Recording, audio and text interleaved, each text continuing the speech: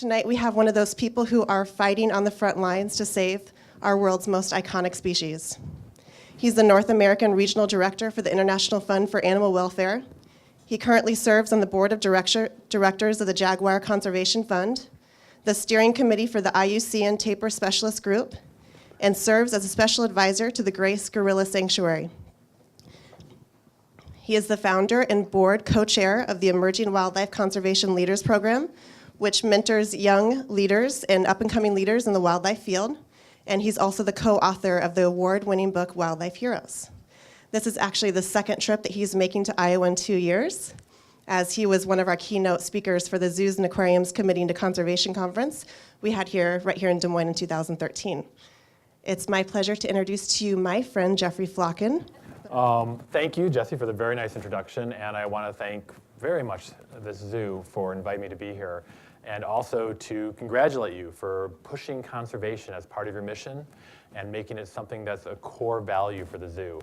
To save species, and that's what I'll be talking about tonight, it really takes a very wide community in a big tent. And the fact that zoos like this one are on board and really working to try to get people excited about saving species is going to make all the difference. And also, I just want to say, Jessie's one of my favorite people.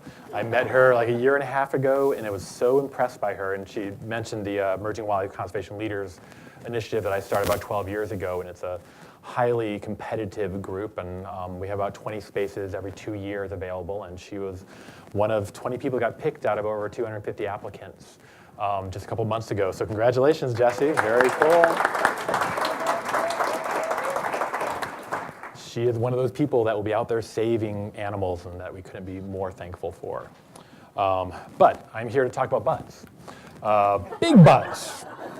Because love them or hate them, we all got them. And that's what I'd like to talk about, animals with big butts.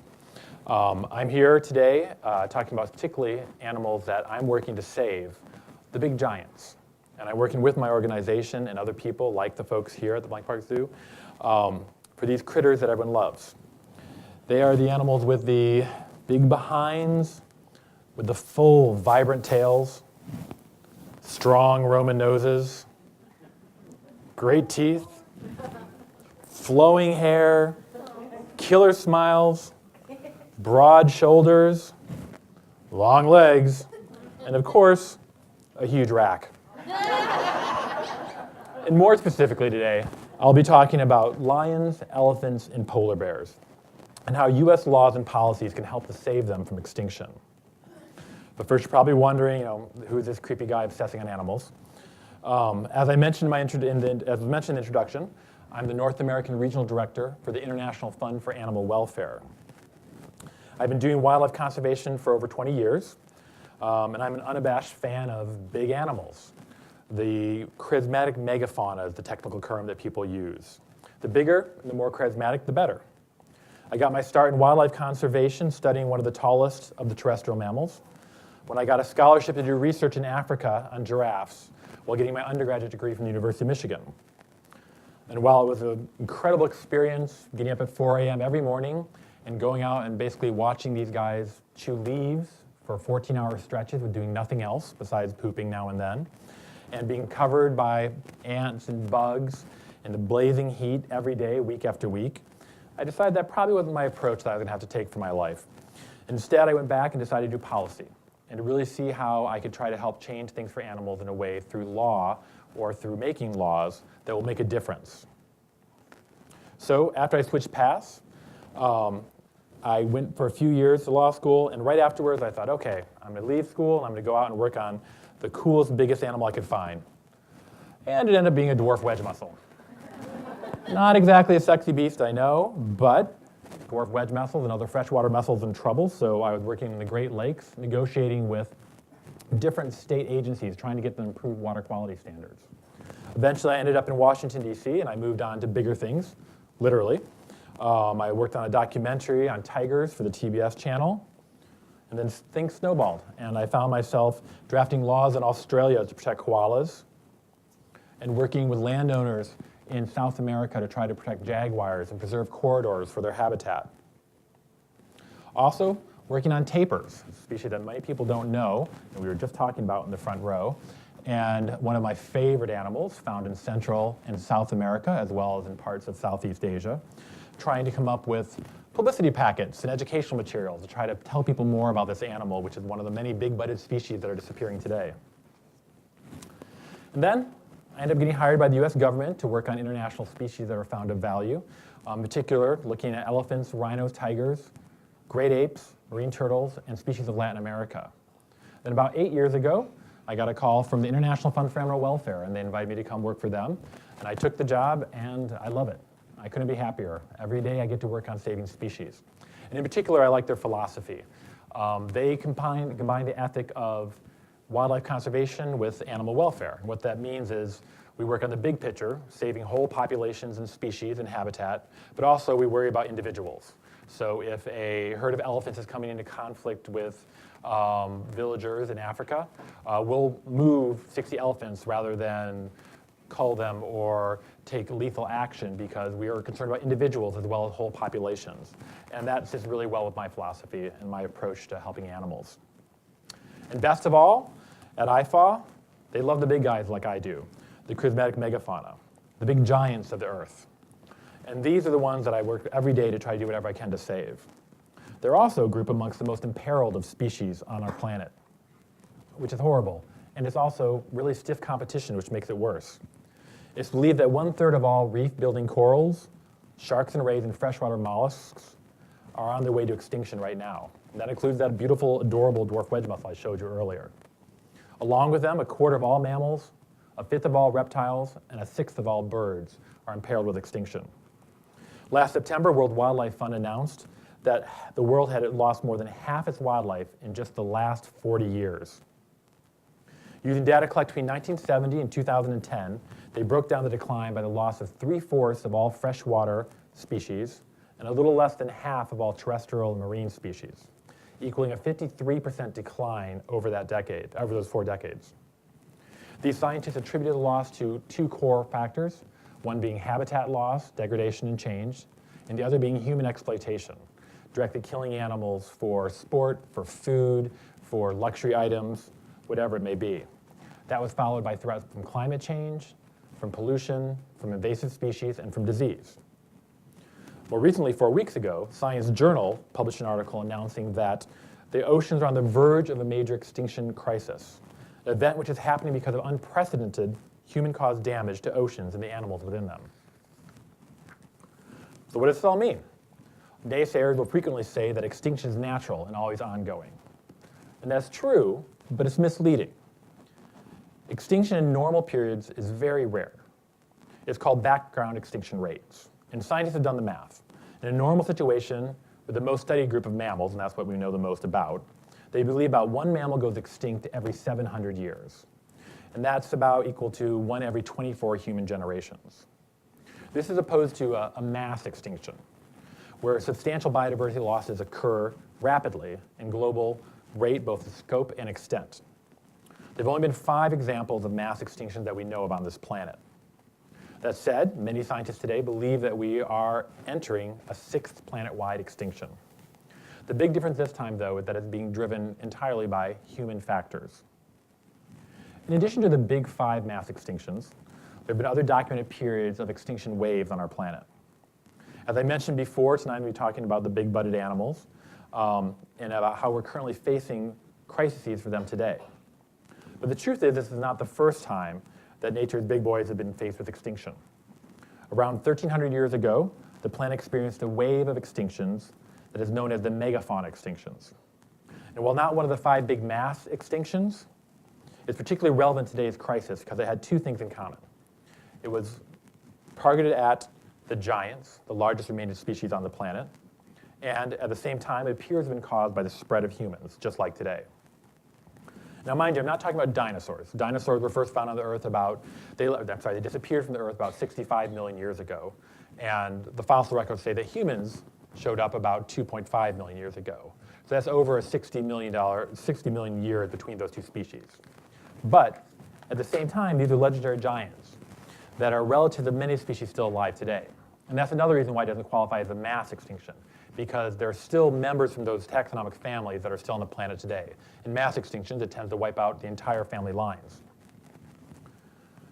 So most of you are probably familiar with the saber-toothed tiger. And I'm sure all of you probably heard of woolly mammoths. And some of you maybe have even heard of woolly rhinoceroses. They were found in Eurasia and North America these 35,000 years ago. And these are just a few of the great beasts that roamed the planet at that time. The other ones, many people are surprised to hear about. For example, in Australia, they had giant marsupials, like these giant kangaroos. They had a giant rhino species called a diprotodont, a marsupial big cat, a 400-pound ostrich, and giant reptiles that roamed that continent. In Madagascar, they had giant elephant birds and giant lemurs as big as modern-day gorillas. In the Americas, we're teeming with gigantic wildlife. We had giant beavers, sizes of cars, large early relatives of horses, huge camels, and enormous tapirs. Again, tapirs, always put in plugs for them.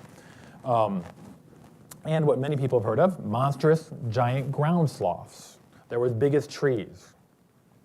And they all lived in North America along with herds of species related to elephants and antelope and predators like lions and cheetah.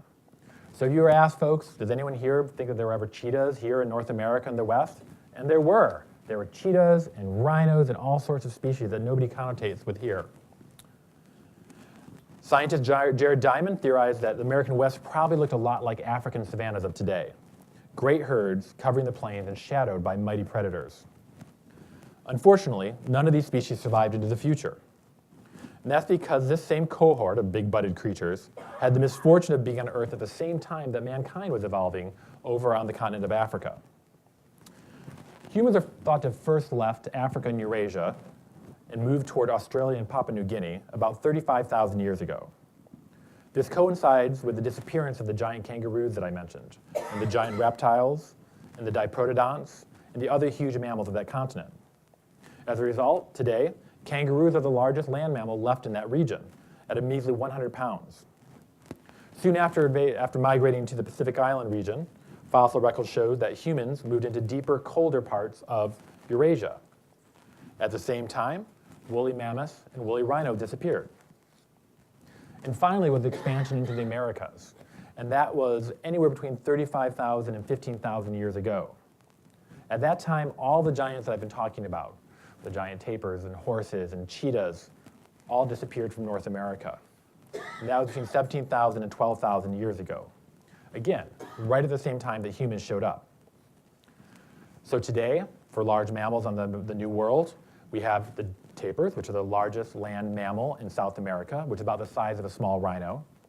And the largest land mammals we have here in North America are polar bears, moose, grizzlies, and bison. So the arrival of man coincided almost exactly and perfectly with the loss of giant animals. And it seems to create a very strong case of what happened to these animals. But then why are there still an abundance of large animals in Africa, where there's elephants and rhinos and giraffes and big cats? Dr. Diamond theorized it's because the humans co-evolved on this continent of Africa at the same time as the animals are. That way, as humans learned to hunt and predate these animals, the animals at the same time evolved and developed skills to evade humans, to fight back. They adapted, and they were able to survive for millions of years afterwards. This is opposed to when humans moved on to other continents where they'd never been before. At that point, they'd already had advanced hunting skills. So these large giants had no fear of humans, and they had no defense mechanisms to survive when they came and hunted. The idea that humans wiped out species everywhere they went, these 2 million years, these 35,000 years ago, is still fairly new. And we're talking about all the species I mentioned, as well as elephant birds and moas, big flightless geese that were found in Hawaii and they disappeared when humans arrived. And the list goes on and on. Cryptozoologists, scientists are calling this the Overkill Hypothesis. And it's still hotly debated. Many people just do not believe that humans have the kind of power to wipe out entire species that quickly. Of course, we know today that it is possible from first-hand accounts. If we look at examples like the giant auks that were found on the islands off of Britain and Iceland and were wiped out by merinos in a very short time, or the extinction of Seller's sea cow in our own Pacific Northwest that just in 30 years after being discovered by Europeans were completely killed off. Similarly, we had North Atlantic right whales on our Atlantic seaboard. And those species which were so abundant, they said you should be able to walk across the backs of them in the Boston Harbor when early settlers first arrived here. Now there's only approximately 400 left in the world. They were killed for their blubber and oil. So we know it can happen. And if history is any indication, the giant animals seem to suffer first and suffer most from overexploitation, both on land and on water. And perhaps because they're typically the easiest to hunt. They're slow, they're very visible, and they also are the slowest to reproduce. They have longer gestation periods, longer weaning periods where the young are dependent upon their parents, and they give birth to fewer young and less often. Generally speaking, they're vulnerable to extinction to start with. Then you add that to that they provide the most meat, the largest skins, and the most natural resources like tusks and feathers and horns and bones that can be used to create weapons and other items. It's amazing that we have any big-butted creatures left to talk about. And that's not to say that the critters with the big little butts don't need help too today. Amphibian decline has rocked the ecological scientific community and is wiping out frogs, toads, and salamanders quicker than we can pull them into ex situ conservation arcs. Similarly, white nose syndrome is annihilating hibernating cave bats as it spreads across North America with a 90% mortality rate. And it's shocking. Every state it goes through wipes out all the hibernating bats here in North America. And I've already mentioned that 1/3 of all coral reefs are imperiled. The truth is even scarier than that. Leading coral scientists have said that there is a serious likelihood that all the Earth's coral reefs will stop growing and begin to disintegrate in the next 50 years if climate change trends are not reversed. So these are all dire situations that require immediate attention and concerted conservation effort by communities like zoo communities and conservation communities and animal welfare groups. That said, no buts. Corals don't have any tushes at all, no matter how hard you look. So, and I told you I was going to come here to talk about the big-butted animals and how we can save them. So I'm going to change focus. And as much as I like bats and frogs and corals, I really like to talk about some of the big-butted animals that we have laws here in the US that can help protect. And that's going to be the basis of most of this talk. Specifically, as I mentioned, I'll be talking about lions, elephants, and polar bears, what we can do here in the US to help save them.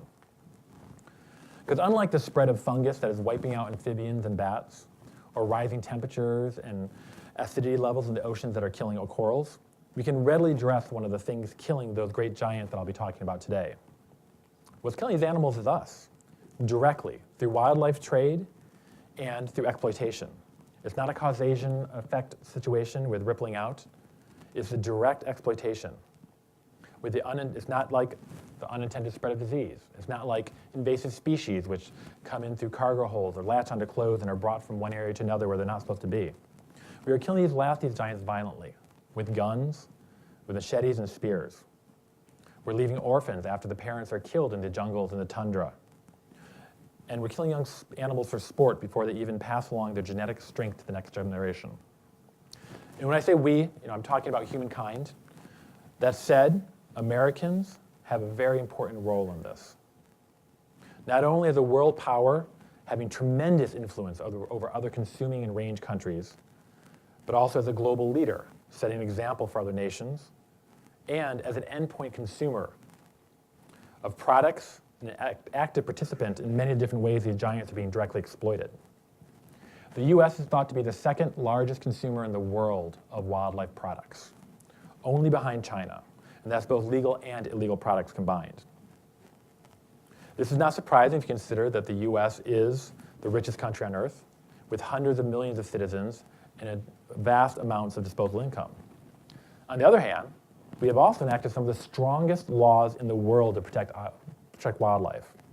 In the 70s, we passed bills like the Clean Air Act, the Clean Water Act, and the Marine Mammal Protection Act, all of which are landmark legislation that you can't find anywhere else on the planet that sets aside habitat to save animals.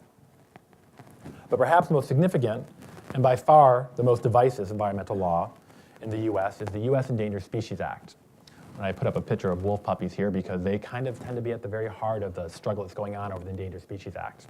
People love and hate wolves. And it all kind of crystallized when we talk about the Endangered Species Act, or the ESA is what we call it for short.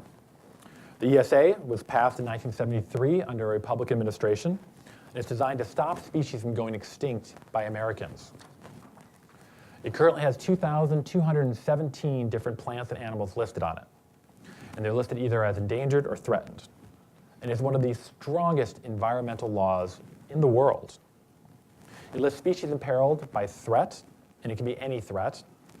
And unlike its global counterpart, which is the Convention on International Trade in Endangered Species and Flora and Fauna, which is CITES, which is the short one, which is an international treaty, that one only lists species that are affected by trade.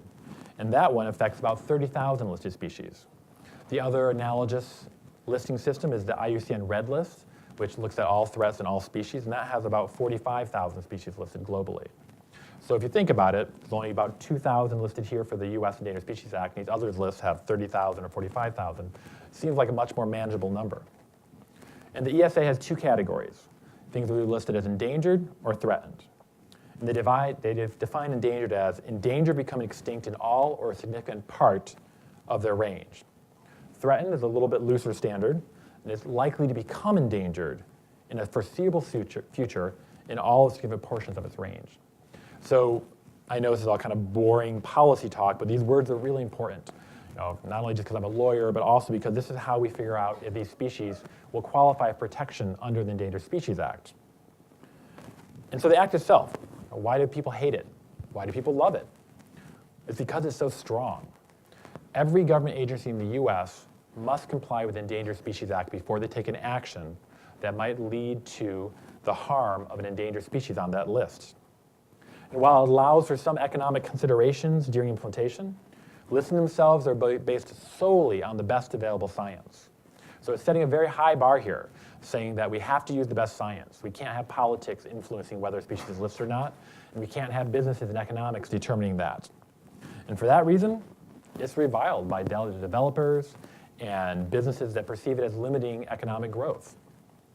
And it's a very heated argument. I mean, many of you probably were around during the spotted owl in the Northwest. People hated the Endangered Species Act.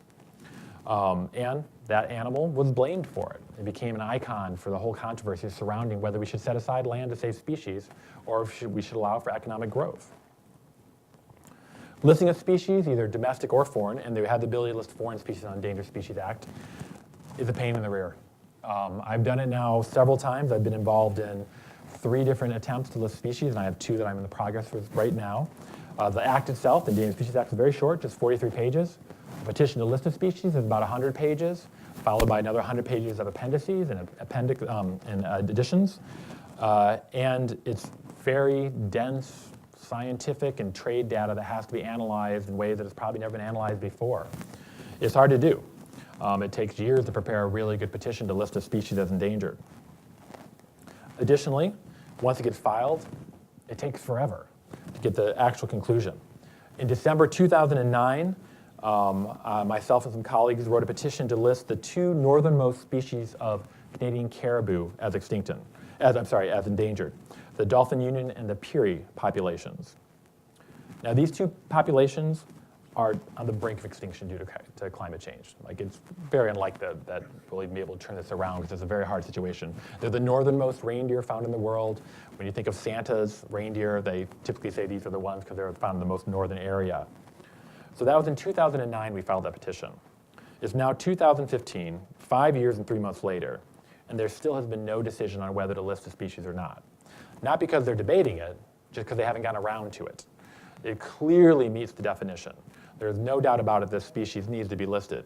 But there's limited resources and the agencies that have to deal with this, and there's a backlog of species that are being considered. So it has to either be prioritized or not. For domestic species, it tends to go quicker. The average, I think, is closer to 2 years from the time a species is petitioned to the time that it's actually listed. That could be a lifetime for a species that's on the brink of extinction. So it's one of the things that needs to be improved about the Act. So it's a pain to submit, and it takes forever to list. So why do we do it? Well, for domestic species, it's really easy to know why we do it. It's because the law has teeth. If a species is listed, it prohibits the take of the listed species. And take is defined as to harass, harm, pursue, hunt, shoot, wound, kill, trap, capture, or collect, or attempt to engage in any such activities. So, if a species is listed, say the endangered Florida scrub jay, no atomic wedgies. No purple nurples to threatened Ozark cave fish. You have to leave these critters alone. You cannot harass them, and you cannot kill them once they're listed. It's the law. And the best part is that it applies to their habitat as well, hence the controversy. You have to set aside land if you discover an endangered species there, and you can't develop it if there's a nexus with federal development. There's lots of loopholes and different ways to look at it, but that's the big picture. It protects the animal, and it protects the land if they're listed. There are other benefits. For example, they'll be eligible for state grant funding for recovery, and the US government is charged with developing a habitat and recovery plan for them. However, these benefits pale in comparison to the no-take. That's really the meat of that act. But what about with foreign species? And that's typically what I tend to work on, is the foreign species. Because if they're not on American soil, we have no jurisdiction over them. So if an American goes up and provokes, say, a slap fight with an endangered wild yak in the Himalayas, it's listed on the SA, but there's nothing we can do about it under US law. That said, there are some strategic reasons for listing these animals. Currently, there are exactly 647 foreign species listed under the US Endangered Species Act. They have the same biological criteria that I defined before for domestic species. For hitting endangered or threatened, it's the exact same criteria. It has to use the best available science. The other consideration is the government will try to decide whether this listing will actually benefit the species or not in the wild. So now if a foreign species is here physically in the US, it'll protect them. So you can't harm it. But that's really applying to individuals, because by fact that they're foreign, they're not normally in the US. But you can't do anything with it. So you can't have a tiger burger, for example. And it sounds funny, but there was a trend over the last 4 years for African lion burgers as an exotic food. And that was one of the big things I worked on, is trying to get those shut down. But there was no protection for them because African lions aren't listed as endangered. And U.S. Fish and Wildlife Service did an investigation of where this meat was coming from. And it turned out actually it was tigers and snow leopards being masked as lions. But you can't legally sell that because they're protected under the U.S. Endangered Species Act. So they were just calling any what big cat meat they had lion meat. So this act can protect, but it protects very exclusively the species that are listed. So that's one of the benefits for animals that are actually, if that individual happens to be in the US. But again, as I said, they're foreign, so they're not typically here. Additionally, you can make species eligible for more funding if they get listed foreign. But that's not that great a benefit because they're already eligible for US funding if we choose. They don't have to be listed for us to put money towards an animal in another country like an okapi or a rhino, even if they're not listed. And there's an aspect of public pressure. When the US lists a species, it gets attention. This really showed when koalas were listed in the early 2000s. At that time, the Australian government was saying there was no problem with koalas, that koalas, in fact, were overpopulating, they were eating up all the trees, and they were a pest. Science is showing otherwise. There were dramatic declines in koalas, as well as koala habitat. And when the US listed koalas in 2004, I think it was, as a threatened species, Australia was forced to start talking about the koala problem, because the media turned around and put their attention on them and said, why aren't you saving koalas? The US just listed them as endangered, and they had to acknowledge, sorry, threatened, and they had to acknowledge that, well, yes, there actually are some issues, and they started putting resources towards it. So it made a difference, even though koalas aren't found here in the United States. But the real benefit that comes from a foreign species listing is the fact that Americans cannot import listed species into the US or export them out of the US. And this is big, because Americans are notorious consumers of species around the world. And there are no exceptions to this if the person is, there are some exceptions to this if the person is applying for a permit to bring in something if they can prove that it's for scientific purposes, or that by moving this animal in or out of the US, it's called enhance the survival of the species in the wild. There's lots of litigation and arguments about what that means and how it's interpreted, but that's the big issue, and if they're able to bring it in, they can. And that term pretty loosely interpreted by the US government. They allow a lot of animals that are listed as threatened in and out, but with endangered, they are a little bit more strict. And that brings us to the first of the big-butted species I want to talk about in detail tonight, and that's the African lion. On March 1st, 2011, the International Fund for Animal Welfare, where I work, along with a coalition of other wildlife groups, filed a petition to list African lions as endangered under the US Endangered Species Act. At that time, lions are the only big cat not listed under the ESA for protection. And that's partially because they have a very powerful contingency that did not want to see them protected. And that's American trophy hunters. Safari Club International is the largest trophy hunting group in the world, and their symbol is the lion. is considered the biggest get for trophy hunters. So we worked on this petition for probably 9 months, very quietly, because we knew it was going to be really controversial when we introduced it, and we weren't wrong. But we produced a massive technical file proving that, in fact, that the best available science showed that this animal is in danger of extinction in all or a significant part of its range. Again, looking at that language. We had some of the world's top lion and carnivore experts review the petition, make sure that we were on track and sound. We wanted all of our ducks in a row. And the fact is that lion populations are in trouble. They've declined 50% in the last 30 years. And that's just what we know. Nobody was counting lions before 30 years ago, which is a little bit shocking. But people saw them everywhere because they live in prides, they're very visible, they're on savannas, so people assumed that they were doing great. And about 30 years ago, they started tracking and realized, no, they're not doing great at all. They're declining rapidly. And they've lost a considerable amount of their historic range. In South and East Africa, they've lost 30% of their range. And more troubling, in West and Central Africa, they've lost 85% of their range. Conservatively, people think there might be 32,000 lions left in the wild. Most scientists say they think it's probably closer to 23 or 20,000. And that's a shockingly low number. The threats to lions include habitat loss and retaliation from loss of livestock or loss of lives. And those are really hard, challenging problems. And they're ones that's very hard for us to address here in the US. But the third greatest threat to lions is unsustainable trophy hunting. And that's one that we can take on here in the US through the Endangered Species Act. The United States is the world's largest importer of lion parts from Africa and is primarily hunting trophies.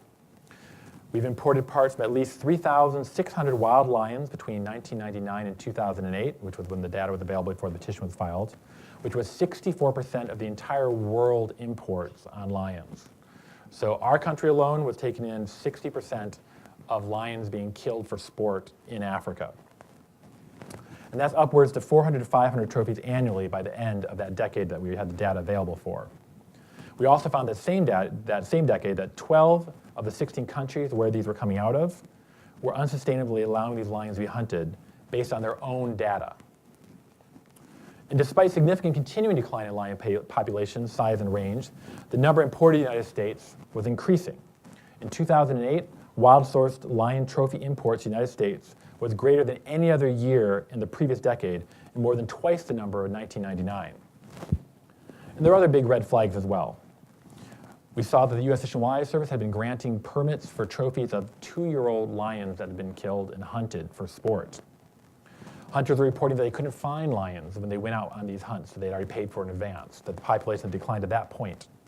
And scientific reports are coming out of ripple effects of other deaths in prides that resulted when the dominant male was killed by trophy hunters. So as Americans, we can't protect their habitat, and we can't stop retaliatory killings, but we can stop unnecessary killing by trophy hunters that is being done by Americans. Importation of lions and their parts, whether commercial or not, would be generally prohibited if the species is listed as endangered.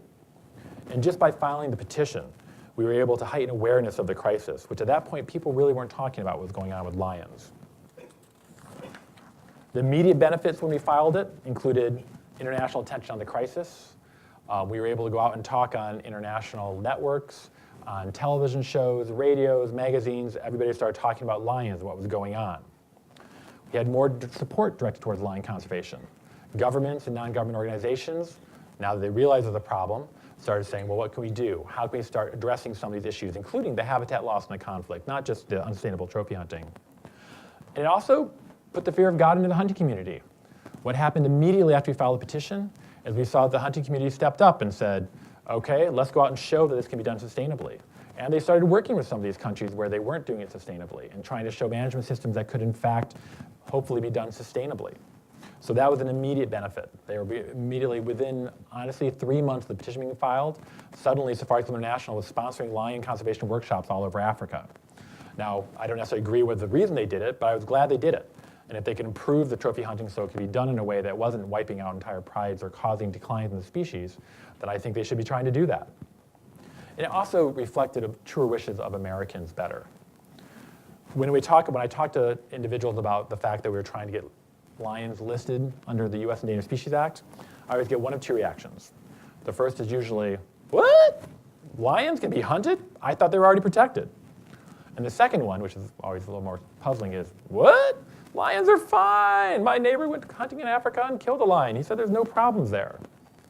So just by filing this petition, we were able to dispel these two very dangerous myths. The first, the belief that lions are fully protected, which they are not. And the second, that they don't need protections, which we were able to prove they did. Unfortunately, listing wouldn't do the one thing that I would have hoped it would do. We can't stop people from killing lions because of a US listing on the Endangered Species Act in a foreign country. All we can really do is stop them from importing lions and lion parts. But that makes a big difference. We learned that with polar bears. When we stopped allowing Americans to bring back polar bear hunted trophies, and I'll talk more about that in a minute, it really reduced the amount of polar bears that were being killed because we were the primary hunters for that species. And I mentioned before this better reflects what Americans want. We recently polled 1,000 Americans independently, all different demographics all across the country. And 98% of Americans came back and said they didn't want to see Americans killing African lions that were in peril. So this reflects the greater population of the US. So in February 2013, the US government received almost 370,000 comments after this petition was filed. And I don't know if that means much unless you really think that up to that point, the most they'd ever received on any foreign listing was 75,000. So this was 5 times more than it ever received. And prior to that, it was only like 100,000. The 75,000 was for chimpanzee listing, which people get very excited about. Americans love lions. They don't want to see them being killed. So all this started almost 4 years ago, March 1st, 2011, and it's wrapping up. I told you it takes a while. It really does. In October, the US government put out their final response to the petition. And when I say final, it's not really final. Nothing's ever final with the government. And I work there, so I can say that. They proposed to list the African lion as threatened. So huge wahoo! It wasn't a straight out win. We had gone for endangered, which is a higher standard. And we knew we were stretching because usually you have to go up the ladder. You know, they weren't listed at all, and we jumped right to endangered. But they got listed as threatened throughout their entire range, which we were very worried would not happen. But more importantly, the US government took an extra step, and they said, and we're going to put in a trophy hunting permit system. We monitor the trophies that are coming in the US to make sure it's being done sustainably. And they didn't have to do that because when a species is listed as threatened as opposed to endangered and is a CITES Convention 2 appendix listed species, they don't have to do anything. But they just chose to say, okay, well, we're going to go a step further and voluntarily start forcing us to monitor and regulate the trophies that are coming in. So it was a big win, and it's really exciting. And for those who support trophy hunting, and if it does bring back money to the community and helps to further conservation, this hopefully will ensure that it's being done sustainably. Or if they find out that it's not being done sustainably, hopefully it will eliminate it altogether. So by actually using the US Endangered Species Act, we were able to change the way that consumers are affecting the species in a foreign country. And that's one of the 3 big ways that we can actually go about helping these big-butted animals. The ESA is an incredibly powerful tool, both the US and foreign species, and it can be used to help save them. But now I'd like to talk about another big-butted species, the elephant. The African elephant is one of those cases where extinction doesn't even seem like it's possible. Everybody loves elephants. But as most everyone knows at this point, elephants are in crisis. It's hard to get exact counts, but the best evidence points to 60% decline over just the last 3 decades, and potentially a 95% decline in the species over the last century. We are losing them at an astonishingly fast rate. In 2013, there were at least 35,000 elephants killed for their ivory in just that 1 year. And that translates to 96 elephants a day, an average of 1 elephant every 15 minutes. And there's no humane way to go about doing this. And it's being done in very brutal and horrifying ways. And there are lots of factors that work here for the decline. We all know that habitat loss is a problem for elephants. Elephants cause conflict. They raid crops. They're dangerous, large animals. And they need large swaths of land to migrate and move around. But that's not the problem right now. Again, this is a human-driven problem. The problem right now is poaching for ivory tusks. It's only been the last couple of years that American media has picked up on this story. So don't feel awkward if you didn't realize that ivory was a problem, because most people don't think of it as being one. Most people might have inherited a brooch from a great aunt that had ivory or silverware, but no one thinks about, or I don't know anyone who has newly carved ivory tusks hanging over their fireplace. And it's unlikely that anyone here does. But unfortunately, the fact is that the United States is a major market for ivory, perhaps the second largest, only behind China, and lots of folks still buy it, even now in 2015. I mentioned China because experts say that country is the destination for most ivory these days, and by a pretty wide margin. I say we're in second place, but we're a distant second. China is really the one consuming most ivory in the world. Other nations like Malaysia and Thailand have markets as well. So there's a great deal of demand. There's also national and international laws in place to protect elephants from ivory poaching. In the US, we have the Endangered Species Act, as well as the African Elephant Conservation Act. And then there's the international law of CITES that I mentioned. And they're supposed to ensure that only approved sources of ivory make it into the flow of trade. So theoretically, we shouldn't have a problem.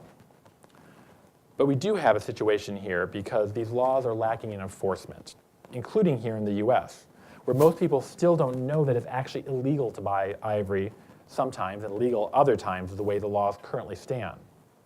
And despite the growing focus on this issue, until very recently, the authorities in the US just did not prosecute on ivory because the laws were too confusing. They were too hard to enforce. But that's changing. The White House made wildlife trafficking a priority about 2 years ago. And we're still seeing a great deal of trade in ivory products of ambiguous legality. And it confuses consumers and ultimately contributes to a situation where traffickers are benefiting. But it is turning around. Unfortunately, the problem is worse overseas. And it's clear that we need to have our house perfectly in order here in the US before we can use the second way that the US can go about saving species abroad, which is asserting our influence and showing other countries the right way to go about saving species, if we want to put it that way. And you can't do that if we have problems with our own laws. So that's the big movement right now, is to try to clean up our laws on ivory here in the US.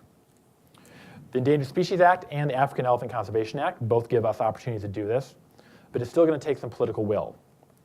The good news is since last February, the U.S. Fish and Wildlife Service, and that's where I used to work, is the U.S. government agency that's charged with conserving wildlife.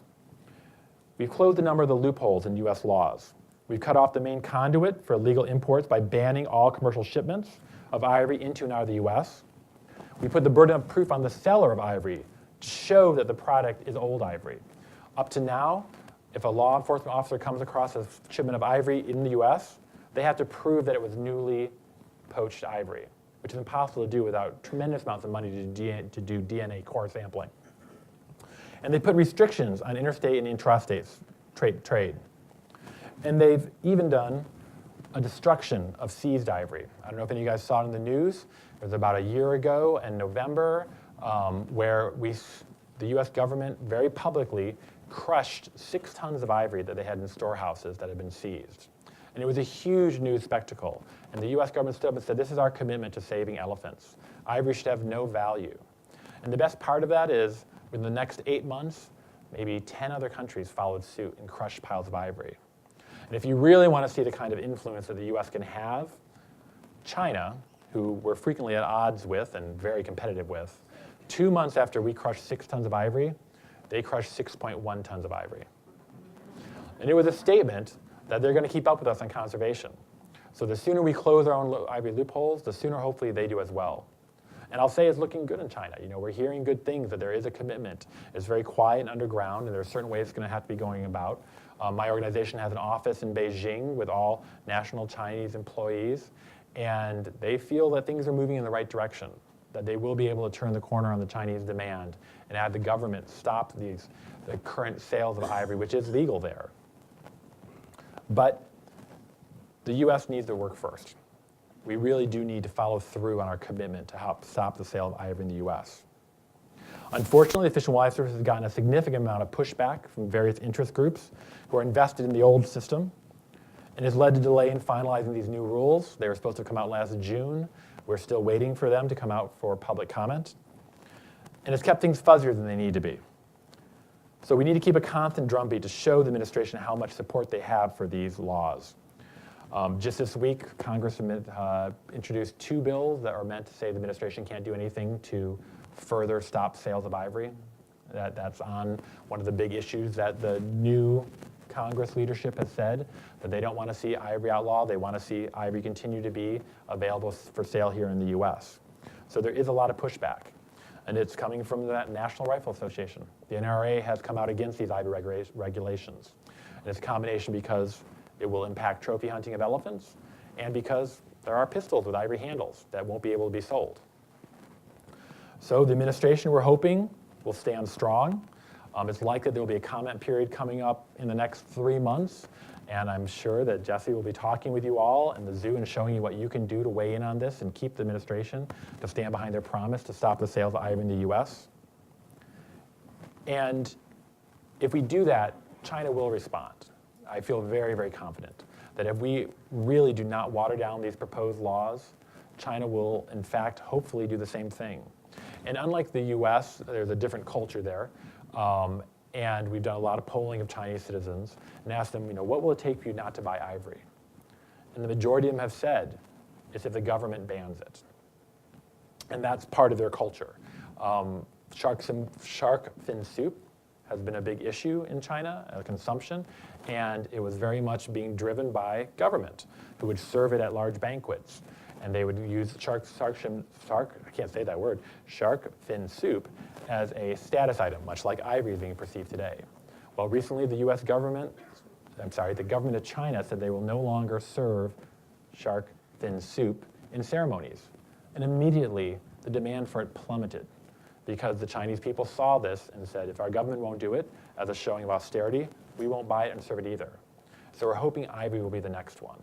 And we're hoping that the US can lead the way by showing with our own laws being strong and showing that we will not allow the sale of ivory here in the US. Because even legal ivory becomes a mask for illegal ivory. And that's what we're worried about, recently poached elephants and the ivory that's coming from them and ending up here in the US. Finally, I'd like to discuss a big-butted species that's in danger of extinction and found both in the US and outside the US. So we talked a little bit about what our own laws can do to stop us from consuming and exploiting animals. And then I talked a little bit about how we can do models with our laws that can be replicated in other countries. And this time, I want to talk a little bit about international laws and how they impact conservation and how the US can be a leader within those forums. So polar bears. This has been the focus of a lot of my work for the last 6 years, trying to help this species. They're found in 5 different countries on the world: US, Russia, Canada, Norway, and Denmark, which is the protectorate from Greenland, where they're found. And not surprisingly, none of these countries can agree on the best way to manage them. Many of us have shared populations of polar bears that cross borders back and forth. In 2005, the US Geological Survey famously put out a report projecting that at the rate of current climate change related to ice lost on the Arctic, 2/3 of all polar bear populations would disappear in the next 50 years, and the rest would be gone by the end of the century. Polar bears ended up on the front page of Time magazine. 3 years later, the US government listed polar bears as threatened under the US Endangered Species Act, which not only stopped the killing of polar bears by non-Native Americans in Alaska, but also triggered a clause in the Marine Mammal Protection Act that stopped all imports of trophy-hunted polar bears. And as I mentioned earlier, the US was by far the leading importer of sport-hunted polar bears. So this was significant, as the US was responsible, as I mentioned, for most of those deaths. But the US didn't stop at the ESA. Working with my organization and a coalition of other not-for-profits like the Humane Society and NRDC and CBD, the US took a position of global leadership and in 2010 proposed that polar bears be given the highest level of protections under the Convention of International Species of Threatened and Endangered Flora and Fauna, better known as CITES, and much easier to say. Earlier I talked about how the ESA is the strongest domestic law we have protecting species. Well, CITES is the best international treaty we have protecting species. It came about in 1973 from a convention here in the US. The US was the leader driving this treaty to come forward, and the purpose of it is to stop species from going extinct due to commercial trade. It's sometimes called the Washington Convention, as a matter of fact. It currently has about 180 different countries that are parties to it, and although it's voluntary, they're supposed to be bound to it and comply with the rules that come out of it. One of the main differences between CITES and the ESA is that CITES only addresses species that are being impacted by trade. And membership is also voluntary. Countries can come and go off it if they wish. It also has significant enforcement and implementation problems. That said, it's considered one of the strongest environmental laws that we have that governs multiple countries. It currently has about 30,000 species protected under it, and they're ranked by appendices. And Appendix 1 species have the greatest level of protection. In 2010, at the CITES Conference of Parties in Doha, Qatar, the US government attempted to transfer polar bears from Appendix 2, where it had very limited protections, to Appendix 1, where it had very strict protections against commercial trade. It was an incredibly contentious battle. I was in Qatar in the middle of the Middle East for 3 weeks trying to win that one, and we lost. We lost bad.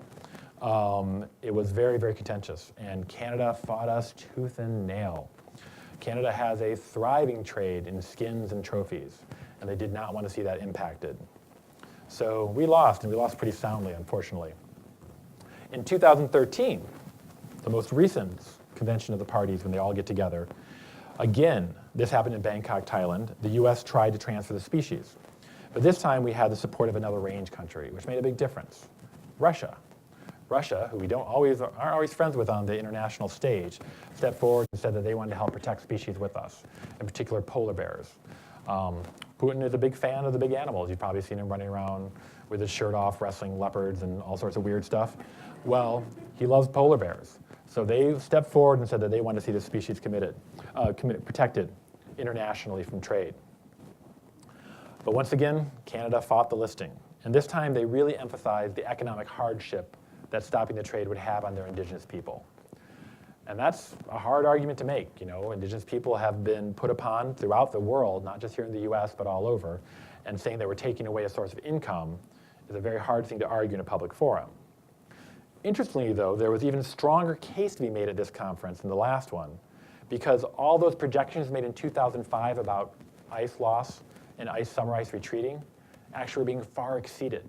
They ended up being way too conservative. The ice is shrinking faster than anyone even expected. And unfortunately, polar bears are completely dependent on sea ice for survival. They need them for hunting seals, they need summer sea ice for denning, and it is disappearing at rates that nobody even expected to happen. Because of this, we've been seeing starving polar bears, cubs dying under collapsing dens, and polar bears that can't swim between the larger and larger distances between the ice flows. Every year, the extent and duration of summer sea ice covering the Arctic hits another low. So we're not really sure what the projections even mean at this point.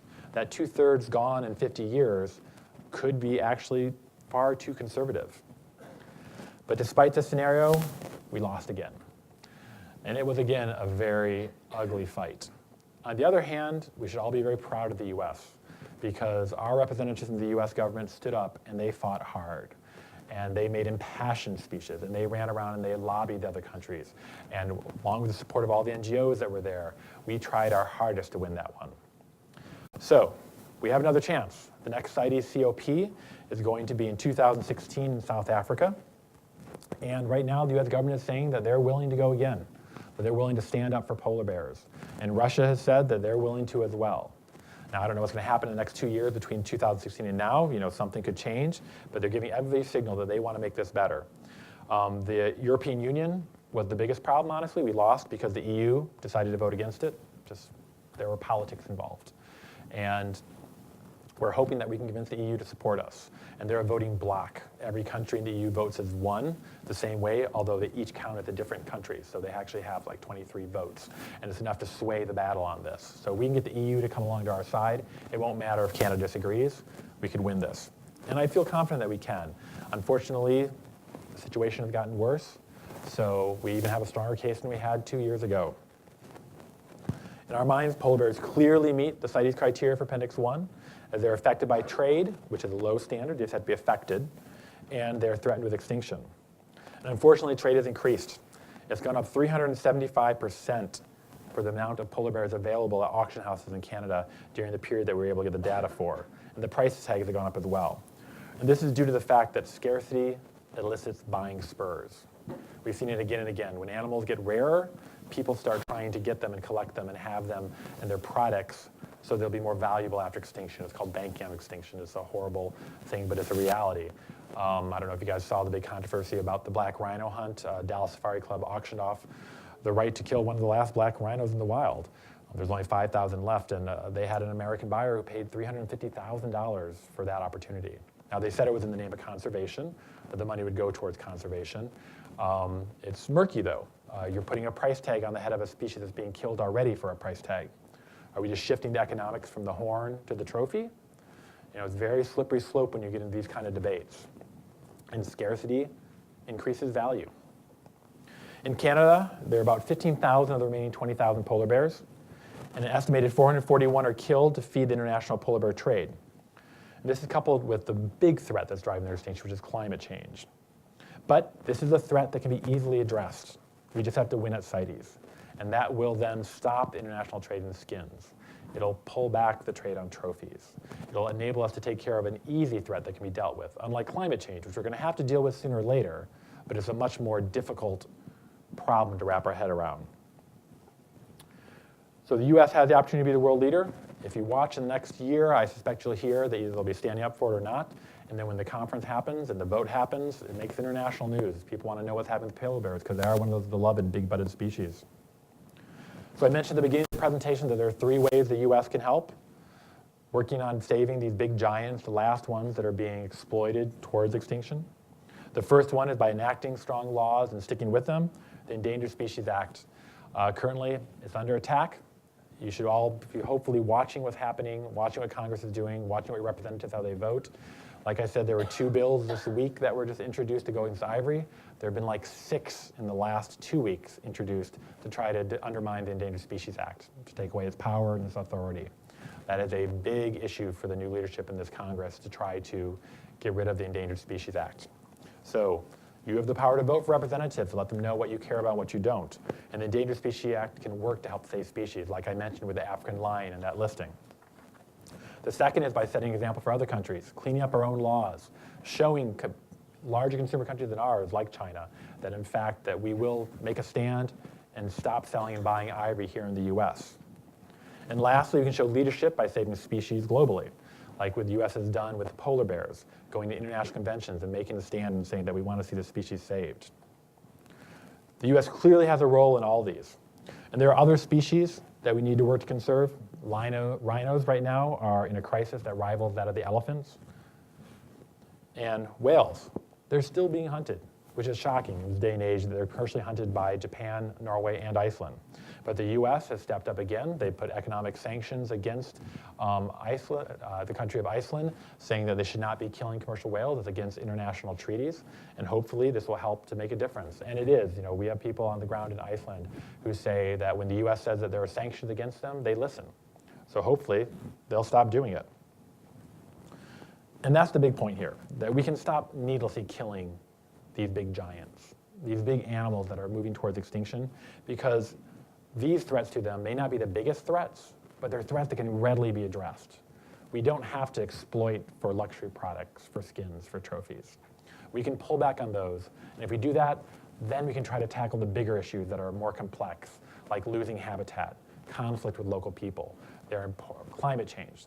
They're all important, and they're hard, and they're very difficult to deal with, but we want to. But let's get rid of these easy threats first. These are the ones that aren't necessary, that can really be handled just by things that the US is currently doing and things we have the potential to do. If you're interested in finding out more about the Megafon Extinctions and what happened to these big animals, these are two of my favorite books. The Sixth Extinction by Elizabeth Colbert, which just came out and was just on all these lists, came out as one of the best books of the year. And then Guns, Germs, and Steel by Jared Diamond. And this talks about how man has impacted the environment and animals in particular, and they're both incredibly good. And also, I spent a lot of time talking about doom and gloom, and I'm sorry. Honestly, there are wonderful things happening right now in the world of conservation. There are people out there every day who spend their entire day just trying to think of new ways to save animals and to help species and biodiversity. This is that book, Wildlife Heroes, that I wrote along with Julie Scardina, and it's in libraries. You don't have to buy it. If you do, we give 100% of our profits to conservation and to the species featured in this book. But it highlights 40 different conservationists who every day go out and are saving incredible species and coming up with really innovative ways in the modern world to make sure there's a place for animals alongside people. And that's possible. We can absolutely do it. These 40 people prove it. Organization that I work for and other organizations, they prove it. We show it with American laws that work. are ways to see that animals can exist with humans. We just have to be able to get the political will in there and make it happen. So that was all I was going to talk about today, but I do have time, I think, for a couple questions and answers, if anyone has any. I came out very serious, and I'm not a serious person, just so you know.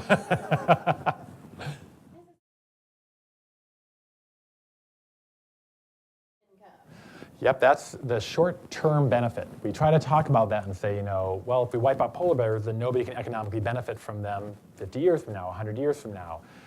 It's a hard argument, though, because a lot of indigenous people are at-risk communities that have very low income, and a little amount can make a lot of difference.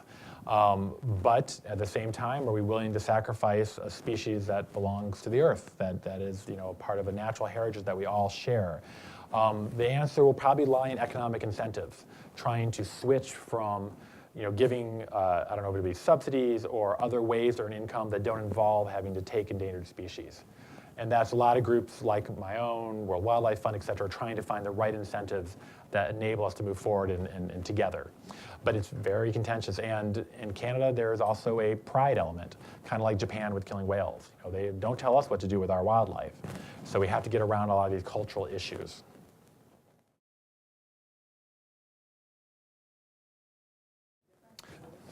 They do.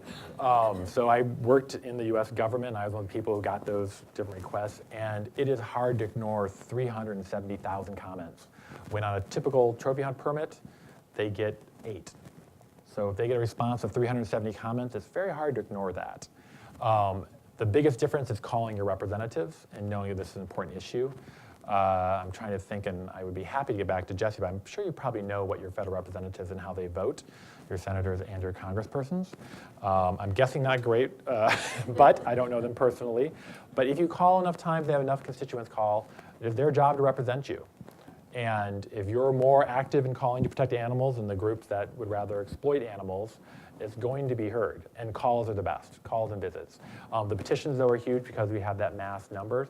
I've talked a lot with the different people, and what they say is, well, we might go against 370,000 comments, but if we go the way you're going, it makes it very easy for us to go and say, and the public supports us. We have 370,000 comments that prove that. Because anytime U.S. Fish and Wildlife Service goes against trophy hunters, there's a huge backlash. They go against developers, there's a huge backlash. And those are well politically connected groups. They give lots of money. My group doesn't give any money to congresspersons. So they don't want to listen to me. They'd rather listen to somebody who's giving money towards their campaigns.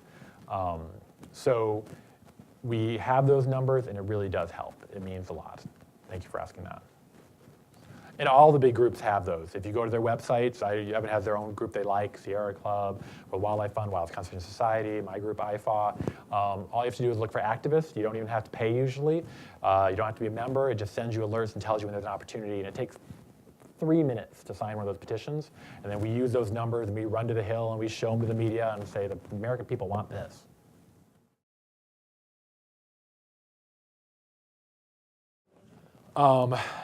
Probably not as endangered, but that doesn't mean it should be gone. It shouldn't be gone for. There are all those benefits that come along with a petition, to be honest. So I have a very big one that'll be coming out Wednesday. I think we're having a press conference.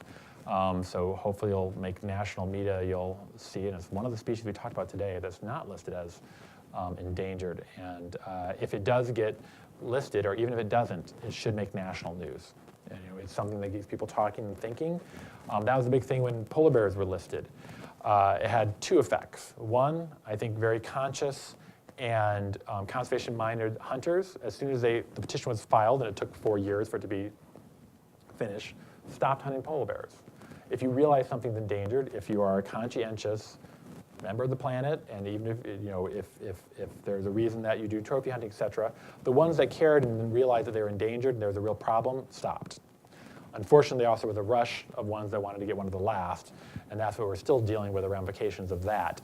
But if people know that there's a problem, they'll be much more in tune. And we learned that with lions, too. There's so much more conservation efforts going towards lions now than before the petition. And the other thing is, nobody had studied the impacts of trophy hunting except for maybe 3 people, and that's the studies we used. And we just had to go back and do a review of the literature. And now there's at least 30 different studies of the impacts of trophy hunting on lions that didn't exist before the petition came out. So I hope that they try, even if it doesn't win, it's important. And they won't find out for like 10 years if they won or not anyway. So.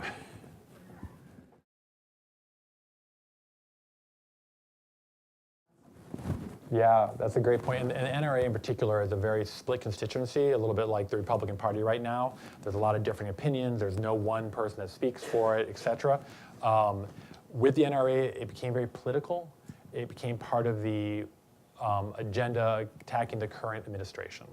So I think it had less to do with elephants or ivory pistols than it actually was another issue to go out against the administration in the concept that is taking away jobs and economics. So we tried and we didn't get very far. Who we got really far with was the first group out of the gate criticizing these rules was the music community. Associations of orchestras and musicians came out against this very loudly, saying that if we're not allowed to bring our instruments, and it turns out, well, ivory keys on pianos are kind of a thing of the past. They don't really make them anymore, so just antique ones have those. But very expensive stringed instruments have an ivory chip at the top of the bow. And these restrictions impacted that. And there was a huge uproar to the point the administration was like, maybe this all was a bad idea. And we're like, no, it's a great idea. Let us talk to the musicians. And we did. And actually, it's really fun. I was telling someone here, I got to work with Slash from Guns N' Roses, who loves elephants. And he's actually putting out a video in spring about the elephant crisis with the songs that he released on this issue. But musicians really, a lot of them rallied and said, you're right, we need to save elephants, and elephants are more important than instruments. And the government listened to some of the complaints and found some ways to address some of them. Some of them won't be addressed. There was a big concern because musicians tend to invest in instruments and then they make money by selling them when they stop playing, and they're not going to be able to sell them anymore. They were able to address the issue of traveling back and forth in and out of the country with ivory, so that's been an exemption that's been made. But Slash has a guitar that was entirely embedded with ivory. And I think it's something like $500,000. And he will never be able to sell that. And when he bought it, he didn't know the ivory crisis, and he didn't really think about where it came from. And he says now, one, he never would have bought it if he had thought about it. And two, he's okay with losing that value. Well, probably because he can afford it. But that aside, he's saying that elephants are more important and live things are more important than an instrument, no matter how much the cost on that is. So musicians have turned around. It's still a little split. You still hear some voices of musicians are very mad they're going to lose the value of ivory instruments. But in general, they've turned a corner, which has been great.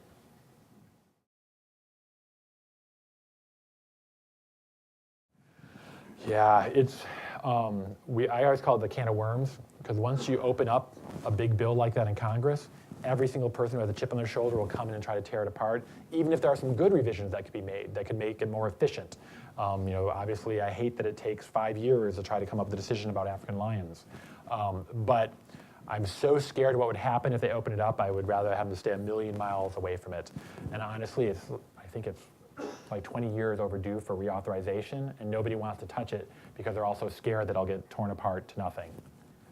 But and on both sides, there are grounds for improvement. I absolutely understand that. You can't have a bill that's so onerous that people can't work with it.